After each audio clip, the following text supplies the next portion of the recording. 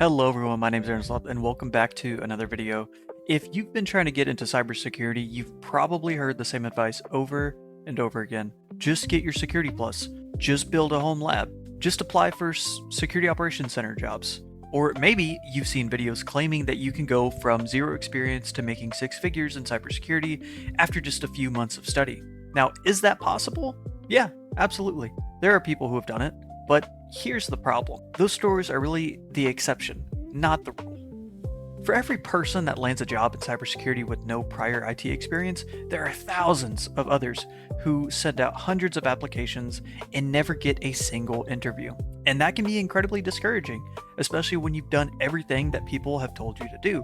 So today, I want to have an honest conversation. Not to discourage you, but to give you a realistic expectation and hopefully save you months or even years of frustration. Because despite what many people online say, most entry-level cybersecurity jobs aren't actually entry-level. And let's talk about why. One of the biggest misconceptions that I see is the idea that cybersecurity exists completely separate from IT. People often picture cybersecurity as hackers in hoodies writing code all day, or analysts staring at walls of alerts in a dark room. The reality looks very different. Cybersecurity exists because IT exists. Think about everything a company depends on every single day.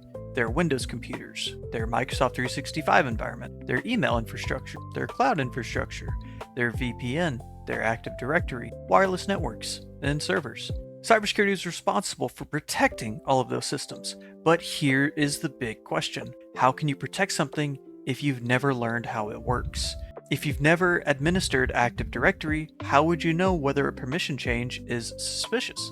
If you've never troubleshot DNS before, how do you recognize when DNS is being abused during an attack? If you've never worked with Microsoft 365, how do you investigate a compromised mailbox? You can't recognize abnormal behavior until you've spent enough time understanding what normal behavior looks like. That's one of the biggest reasons companies value IT experience before security experience. Now, this is something that has confused me. Whenever I first started looking at cybersecurity jobs, I'd search for entry-level Security Operations Center analyst. Then I'd see the posting. Requires 2 years of IT experience, knowledge of Windows, knowledge of Active Directory, knowledge of networking, PowerShell experience, Linux experience, cloud, SIEM tools, incident response, and I would sit there thinking, how on God's great green earth is this considered entry level? Well, the truth is, it is entry level within cybersecurity. Think of cybersecurity more as a specialization, much like a person doesn't just become a network engineer on day one, or a cloud architect on day one.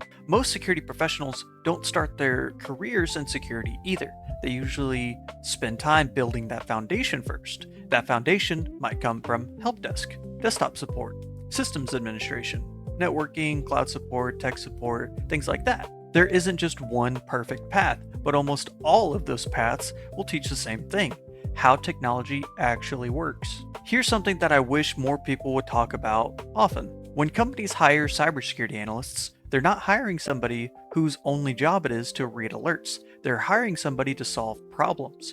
Imagine an alert comes into the SOC. An employee's account suddenly has logged in from another country. Was the account compromised? Or is the employee just traveling? Maybe it's a VPN. Maybe it's just impossible travel. Maybe the employee connected through a corporate proxy. Now the analyst has to investigate. Now imagine another alert. A mailbox is sending hundreds of phishing emails internally. Why is that? Was Outlook compromised? Did someone authenticate through OAuth? Was MFA bypassed? Did the attacker create inbox rules? Those aren't questions you answer by memorizing a certification. Those are questions you answer because you spent time working within these systems. That's why employers value troubleshooting experience so much. Every ticket that you solve teaches you how technology behaves. And once you know how technology behaves, you become much better at recognizing when something doesn't quite look right.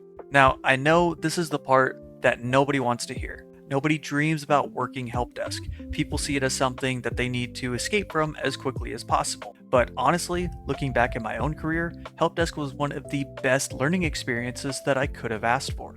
Every single day, I was doing things like resetting passwords, managing Active Directory, troubleshooting VPN issues, fixing Outlook, working with printers, mapping drives, diagnosing network problems, helping users connect to Wi-Fi, troubleshooting Microsoft 365, and honestly, just learning Windows inside and out. And at that time, It didn't feel like cybersecurity, it just felt like fixing computers. But many years later, I realized almost everything I learned during help desk or system administration in my example still applies to what I do today. The difference is, instead of asking, why can't this user log in, I'm asking, why did this attacker successfully log in? Instead of asking, why isn't this email being delivered? I'm asking, why did this phishing email bypass security? The questions changed, but the technology didn't. Now, understand this. I haven't talked much about my career journey, but honestly, I didn't start in cybersecurity. My career wasn't a straight line. I started in IT. I worked from a help desk position, moving into systems administration. Then I spent time in Microsoft Azure, and then I worked as a cybersecurity analyst.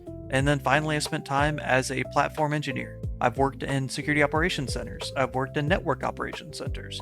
But today I'm working as a security solutions engineer that specializes in email security. Every single one of my previous jobs taught me something different. Help desk taught me troubleshooting. System administration taught me infrastructure. Azure taught me cloud technology. And security operations centers taught me investigations. Engineering taught me how security products actually protect organizations. Now, looking back, none of those jobs were completely wasted. Every single role built on the foundation for the next one. And honestly, if I had skipped those previous roles, I probably would have struggled much more in the position that I have today. So if I woke up tomorrow and had to start my entire career over, what would I do first? Well, I'd probably learn Windows really well. Then I'd learn networking, and then I'd learn how IP addresses work. I would try to learn DNS. I'd try to learn DHCP, routing, firewalls. I'd spend some time learning Active Directory, learning Microsoft 365, basic Linux, Azure fundamentals, PowerShell. Not because you need to master all of them immediately, but because these are technologies that you'll run into just about everywhere. At the same time, I'd work on my home lab. I wouldn't just watch YouTube videos, I'd actually build something, break it, fix it, document what I learned. Then I'd look for an IT support role. I'd look for a help desk position. I'd look for desktop support. I'd look for technical support roles. Whatever gets your foot in the door. Because once you're inside IT, your learning accelerates dramatically. You're no longer learning hypothetical scenarios. You're solving real problems every single day. Now, finally, let's talk about certifications. I have quite a few certifications myself, and I absolutely think that certifications have value.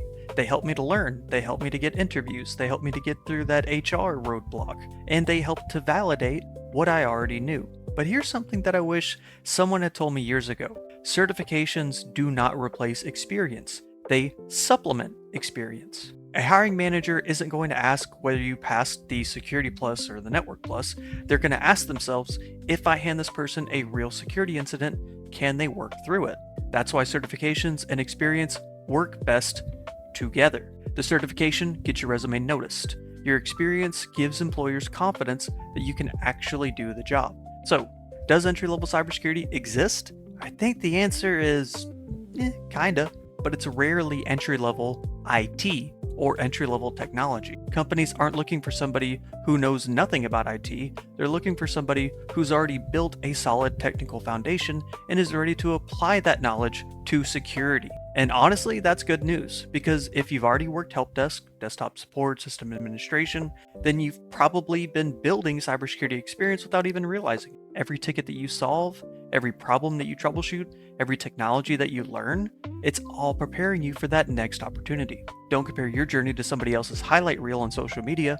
Focus on becoming a better IT professional every single day, because eventually you'll stop asking how to get into cybersecurity and you'll realize you've already been building those skills all along. If you found this video helpful, consider subscribing. My goal with this channel is to help build a realistic path into IT and cybersecurity without the hype, without the shortcuts, and without pretending this industry is easier than it really is. If there are other career topics you'd like me to cover, let me know down in the comments below. And as always, thank you for watching. I'll see you all in the next one.